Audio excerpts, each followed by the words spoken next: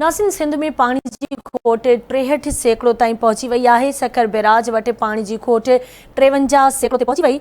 Guddu barrage में निकरंदड़ Ghotki feeder, पट feeder और BS फीडर बंद पियल आहिनि।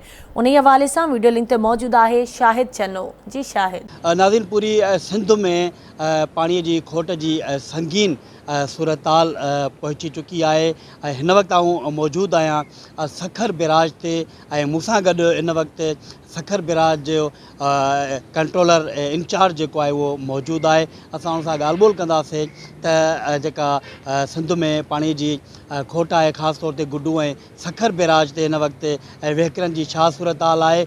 हिन तारीख़ ते सखर में बैराज ते जो पानी होंदो है वो केतिरो सैकड़ो होंदो है। हिन वक्त सखर बैराज ते पानी की जेका खोट केतरी है। इन सां गॾोगॾु गुड्डू बैराज की भी सूरताल खां असां आगाह कंदा हलंदासीं। अव्हांखे पानी जी सूरत हाल ॾिसो पिया। एक्चुअली 15-16 सालन खां पोइ अहिड़ी सूरत हाल पैदा थी है जो गुड्डू ऐं सखर कोटड़ी वटि जेको पानी जो बहरान की कैफ़ियत है। गुड्डू बैराज जा हिन महिल ताईं वाह न खुली सघिया आहिनि ऐं साॻी तरह सखर बैराज जा राइट बैंक कैनाल में जो दादू कैनाल, राइस कैनाल उहे अञा बंद आहिनि। छो त सखर बैराज वटि हिन वक्त जो 29,000 क्यूसिस पानी मौजूद है, जो हिननि ॾींहंनि में घट में घट 50,000 क्यूसिस हुजणु घुरिजे अॼोके ॾींहं में। सो बहरहाल जो बालाई इलाक़नि में बारिशूं जेके देर सां पवण जे करे इहा सूरत हाल पैदा थी आहे। हाणे उते बारिशूं जो थियूं आहिनि त तरबेला ऐं काबुल जा वहकरा जेके आहिनि उहे बहितर थिया आहिनि ऐं हींअर जेको चश्मा बैराज खां पाणी छॾियो वियो आहे उहो 91,000 क्यूसिक छॾियो वियो आहे। त हाणे उहो पाणी जेको आहे तौंसा बैराज खां गुज़रे पियो।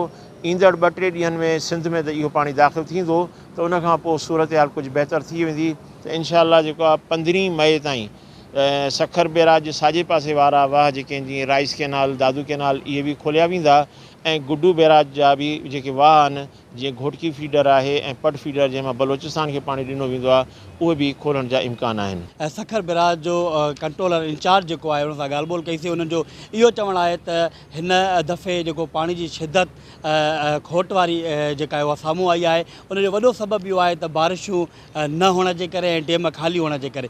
हिन वक्त जो सखर बैराज ऐं गुड्डू बैराज ते पानी की जेका खोट है वह 50 सैकड़ो है, जॾहिं त गुड्डू बैराज ते 100 सैकड़ो पानी की खोट है। जॾहिं त कोटड़ी बैराज ते 65 सैकड़ो पानी की खोट है। मां तव्हांखे जेकॾहिं ॿुधायां त हिन वक्त सखर बैराज ते 50 सैकड़ो पानी हुअणु घुरिजे, पर हिन वक्त 29,000 क्यूसिक पानी सखर बैराज जे वहिकरनि मां वही रहियो आहे। इन सां ईअं ॾिसी रहिया आहियूं त 20,000 पानी की खोट जेका सखर बैराज वटि मौजूद है। गुड्डू बैराज जी जेकॾहिं ॻाल्हि कजे त गुड्डू बैराज ते हिन वक्त 60,000 क्यूसिक पानी जेको आहे उहो वहिकरनि जे ज़रिए इतां गुज़री रहियो आहे। उते भी जेका आहे उहा 35,000 क्यूसिक पानी की खोट ॿुधाई त गुड्डू बैराज ते 3 कैनाल घोटकी फीडर, पट फीडर ऐं BS फीडर जो है उहे बंद पियल आहिनि, जे ज़रिए बलोचिस्तान के पानी फराम न पियो थिए। सखर में भी राइस कैनाल ऐं दादू कैनाल बंद है। 7 कैनालनि मां 5 कैनाल